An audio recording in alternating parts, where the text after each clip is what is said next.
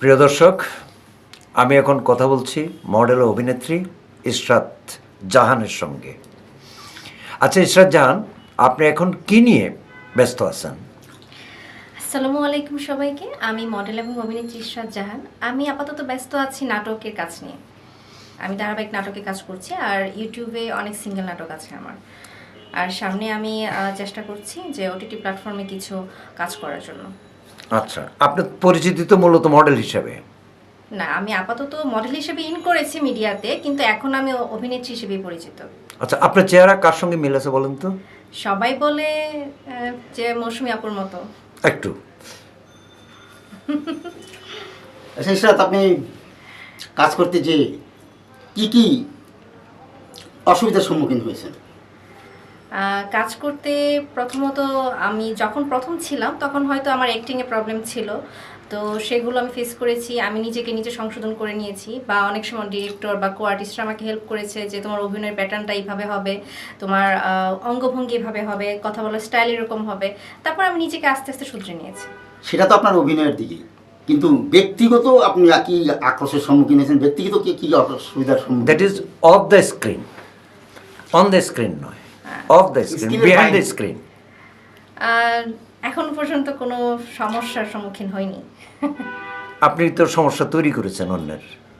No, কখনোই না। আমাকে যার সাথেই কাজ করি সবাই আমাকে খুব স্নেহ করে ভালোবাসে এবং আপনার- সম্মানের সহিত কাজ করি। অর্থাৎ আপনিও কারোর জন্য সমস্যা না, আপনার। আমিও কারোর জন্য সমস্যা না, এবং আমার জন্য কেউ কোনো সমস্যা করেনি।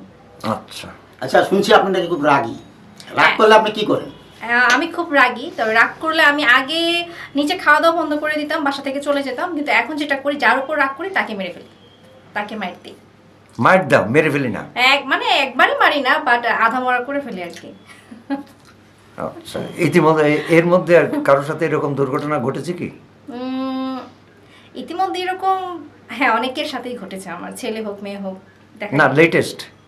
লেটেস্ট বলতে রিসেন্ট, হ্যাঁ, আমার একটা কো আর্টিস্টের সাথে আমার সম্পর্ক খারাপ হয়ে গিয়েছিল তার অন্যায়ের কারণেই। তো সেই জন্য আমি তাকে অনেক মারধর করেছিলাম।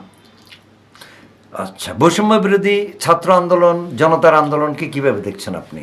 অবশ্যই এটা আমাদের জন্য খুব পজিটিভ একটা দিক। যদিও এখন সাময়িক আমরা একটু আমাদের শিল্প সমাজে ক্ষতি হয়েছে, যে আমরা অনেক কাজ পিছিয়ে গিয়েছি, অনেকদিন আমাদের শুটিং করতে বাধাগ্রস্ত হয়েছে। কিন্তু আমি মনে করি আমাদের দেশটা সংশোধন করা দরকার। ভালো একজন সরকার গঠন আমাদের দরকার, যেটা বৈষম্য বিরোধী ছাত্র আন্দোলনরা সেটা সফল করেছে। মানে স্বৈরাচার মুক্ত। স্বৈরাচার মুক্ত অবশ্যই, হ্যাঁ। আচ্ছা ইশরাত, জি। আপনি রোমান্টিক নাটক করতে খুব বেশি পছন্দ করেন, এবং রোমান্টিকতা ছড়াছড়ি আপনার নাটকে দেখা যায়। সেই হিসেবে আপনি হিরো হিসেবে কাকে চুজ করেন? কারণ পেয়ারটা যেহেতু রোমান্টিক নাটকটা আপনি বেশি করেন, হিরো হিসেবে কাকে পছন্দ করেন? হিরো হিসেবে আসলে কি, হিরোটাও রোমান্টিক হতে হবে, তার অ্যাক্টিং জানা লাগবে। আমার এরকম হিরোই পছন্দ, মানে স্পেসিফিক যে একজনের সাথেই হতে হবে এমনটা না, না। সেটা করতে যে আপনি কাকে বেশি পছন্দ করছেন? এটা আসলে ওইভাবে বলা মুশকিল, এইভাবে আমি বলতে চাচ্ছি না।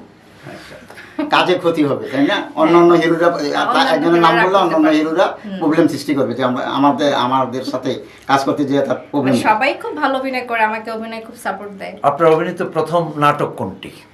আমার অভিনীত প্রথম নাটকটি শুরু হয়েছিল ধারাবাহিক বৈশাখী টিভিতে, বউ শাশুড়ি দিয়ে। ডিরেক্টর কে ছিল? আকাশ রঞ্জন। আকাশ রঞ্জন। এরপর কতগুলি নাটক আপনি করলেন? ধারাবাহিক কতগুলি, আর সিঙ্গেল কত? সিঙ্গেল তো অজস্র, আমি গুণে শেষ করতে পারবো না। আমি জানিও না কত, মানে প্রায় অনেকগুলোই হয়েছে, মানে 100+ হয়ে গেছে। আর ধারাবাহিক এখন বিটিভিতে চলছে এক্কা দোক্কা।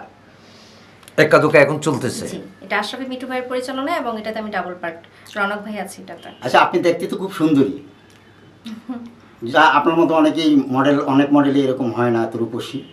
সেই ক্ষেত্রে আপনার এই রূপে কেউ কি পিছলে পড়েছে? বহু ছেলে পড়েছে, বহু ডিরেক্টরও পড়েছে, বহু প্রযোজকরা পড়েছে।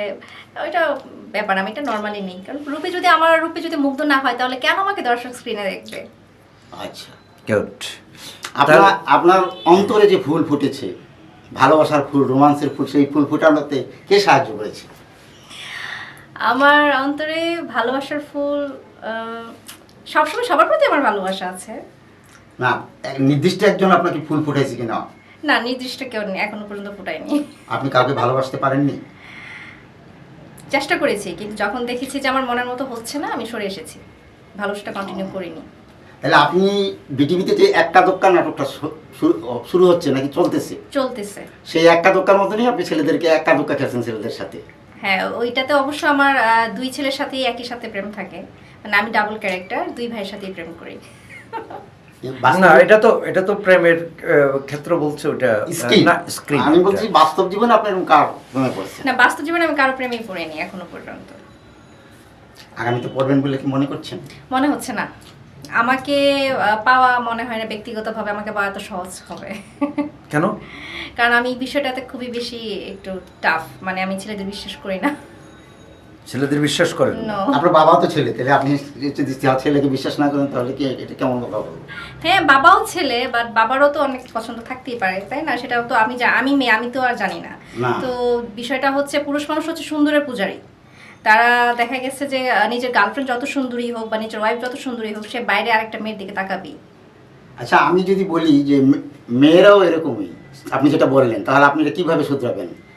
সব মেয়ে এক না, আর মেয়েরাও এরকম হয় না, কারণ মেয়েরা যখন একজনকে ভালোবাসে, মন প্রাণ উজাড় করে শুধু তাকেই ভালোবাসে, বাইরে কাউকে মন দেয় না। ওই যে বাংলা সিনেমাতে একটা ডায়লগ আছে, তোর মন না পেলে কি হবে, আপাতত দেহটা পেলেই চলবে। হ্যাঁ, এই তো বললাম, পুরুষরা তো দেহটাই চায়, মানে মনটা চায় না, তারা সুন্দরের পূজারী। আচ্ছা, ধন্যবাদ। Thank you.